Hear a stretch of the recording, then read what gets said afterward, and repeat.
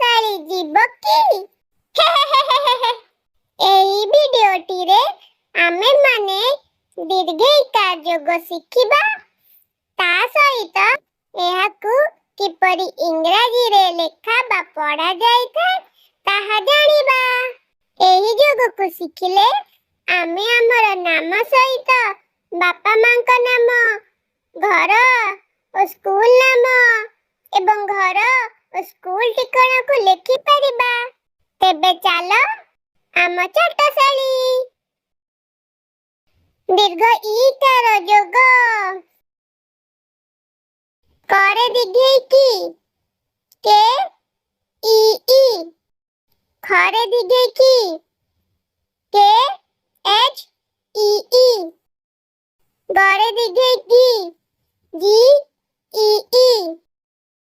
ଘରେ ଦୀର୍ଘଇ ଘି, G H E ଇ।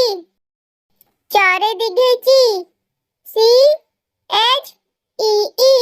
ଛରେ ଦୀର୍ଘଇ ଛି, C H H E ଇ। Barge ଜରେ ଦୀର୍ଘଇ G, ଜେ ଇ ଇ। ଝରେ ଦୀର୍ଘଇ ଝି, ଜେ ଏଚ୍ ଇ ଇ। ତରେ ଦୀର୍ଘଇ ଟି, ଟି ଇ ଇ। ଠରେ ଦୀର୍ଘଇ ଟି, ଟି ଏଚ୍ ଇ ଇ। ଡରେ ଦୀର୍ଘଇ ଡି, ଡି ଇ ଇ। ଢରେ ଦୀର୍ଘଇ ଢି, ଡି ଏଚ୍ ଇ ଇ। ମୁଧେଣରେ ଦୀର୍ଘଇ ଣି, ଏନ୍ ଇ ଇ। ତରେ ଦୀର୍ଘଇ ତି, ଟି ଇ ଇ। ଥରେ ଦୀର୍ଘଇ ଥି, ଟି ଏଚ୍ ଇ ଇ। ଡରେ ଦୀର୍ଘଇ ଡି, ଡି ଇ ଇ। ଢରେ ଦୀର୍ଘଇ ଢି, ଡି ଏଚ୍ ଇ ଇ। ଦନ୍ତେ ନରେ ଦୀର୍ଘଇ ନି, ଏନ୍ ଇ ଇ। ପରେ ଦୀର୍ଘଇ ପି, ପି ଇ ଇ। ଫରେ ଦୀର୍ଘଇ ପି, ପି ଏଚ୍ ଇ ଇ। ବରେ ଦୀର୍ଘଇ ବି, ବି ଇ ଇ। ভরে দীর্ঘই ভি, বি এচ ই ই। মরে দীর্ঘই মি, এম ই ই।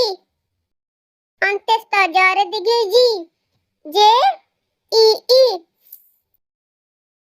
ররে দীর্ঘই রি, আর ই ই। ররে দীর্ঘই লি, এল ই ই। তারপরে সরে দীর্ঘই সি, এস এচ ই ই। মুধনে সরে দীর্ঘই সি, এস এচ ই ই।